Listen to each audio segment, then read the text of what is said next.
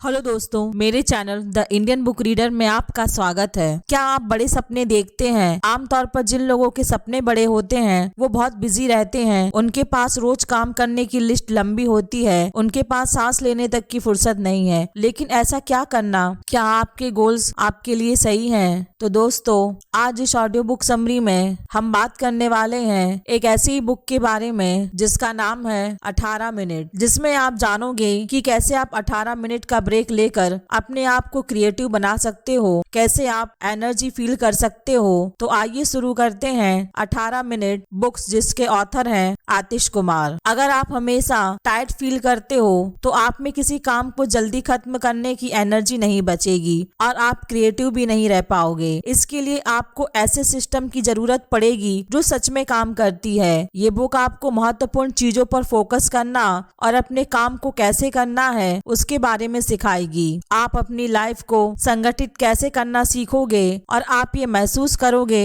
कि कभी कभी आपको रुककर अपनी लाइफ की स्ट्रेटजी के बारे में दोबारा सोचना चाहिए ताकि आप और ज्यादा बेहतर बन सके। तो ऑथर ने हमें इस बुक में ऐसे 4 एलिमेंट बताए हैं जिन पर आपको फोकस करना होगा। आपको हमेशा 4 एलिमेंट पर फोकस रखना है। पहला एलिमेंट है, जब आप उस बात पर अपना फोकस रखते हो जिसमें आप बेस्ट हैं तो आपके जीतने के चांस ज्यादा रहते हैं। दूसरा एलिमेंट है, अपनी कमजोरियों से भागिए नहीं बल्कि उसे अपनाइए। इस कमजोरी से फायदा उठाने की कोशिश कीजिए। अगर लोगों को पता चलेगा कि आपको अपनी कमजोरियों से कोई तकलीफ नहीं है तो आपको कोई हरा नहीं पाएगा। तीसरा एलिमेंट है, अगर आप में कुछ बात है तो उससे यूनिक और सबसे अलग है तो उसे चेंज मत कीजिए। दुनिया से अलग और डिफरेंट होना बहुत बड़ी बात होती है। जब आप वही करते हैं जिसे पूरी दुनिया फॉलो कर रही है तो आप इस प्रतियोगिता में शायद ही जीत पाएंगे। इसलिए आप में जो बात अलग है उसे इस एडवांटेज की तरह लीजिए और उसका फायदा उठाइए। फोर्थ एलिमेंट है, अपनी लाइफ का पैशन ढूंढना। जब आप आने वाले साल की प्लानिंग शुरू करोगे तो आप फोकस अपनी इच्छा पर रखें, ना कि उन चीजों में जिससे आप पैसे बनाते हैं। आपका पैशन ही एक ऐसी चीज होनी चाहिए जिसे आप हमेशा कर सकें और उसे करने के लिए कुछ सोचना न पड़े। तो नंबर 1 है, आगे बढ़ने की होड़ को कम करना।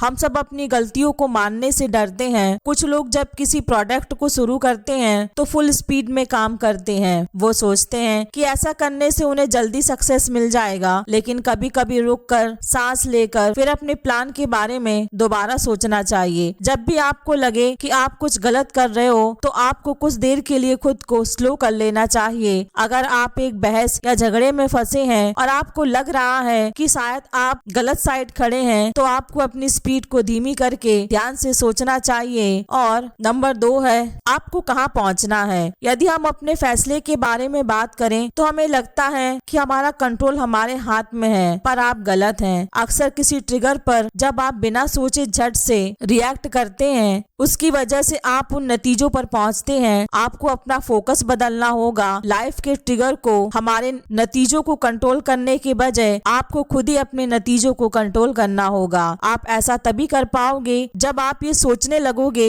कि आपको क्या नतीजा चाहिए। फिर आपको स्लो हो जाना है और वैसा रिएक्शन ढूंढना चाहिए जो गारंटी दे कि आपने जैसा सोचा है वही नतीजा निकलेगा और आपको मनचाही सफलता मिलेगी। नंबर 3 है, क्या करना है डिसाइड कीजिए। क्या आपको वो वक्त याद है जब आपके पास करने के लिए बहुत सारे काम होते हैं लेकिन आपको पता नहीं था कि स्टार्ट कहाँ से करना है? हम सभी को इससे गुजरना पड़ता है और हमें लगता है कि किसी काम को ज्यादा करने से हम ज्यादा प्रोडक्टिव होंगे, लेकिन हकीकत में इससे उल्टा है। अगर आपकी लिस्ट में करने के लिए 20 काम है तो आप थक जाएंगे और हार्ड वर्क करने के बजाय आप बस रुक जाएंगे। हर साल अपना फोकस 5 चीजों पर होना चाहिए। 3 गोल अपने काम के लिए और 2 पर्सनल लाइफ के लिए होंगे। इसलिए जब आप अपनी टू डू लिस्ट बनाएंगे इसमें सिर्फ 5 वो चीजें लिखिए जिसमें आपका फोकस रहता है। नंबर 4 है, अपना डेली रूटीन तैयार कीजिए। क्या आपको एक दिन में सब कुछ करने का टाइम मिल जाता है? बेशक नहीं। सब लोग शिकायत करते हैं कि उनके पास टाइम की कमी है और यही प्रॉब्लम है। आपको एक रूटीन बनानी पड़ेगी। ये है 18 मिनट्स की टेक्निक। सबसे पहले हर सुबह अपने टू डू लिस्ट में प्लानिंग के लिए 5 मिनट लगाइए। याद रखिए आपको वही लिखने हैं जो आपकी 5 गारंटी में फिट बैठते हो।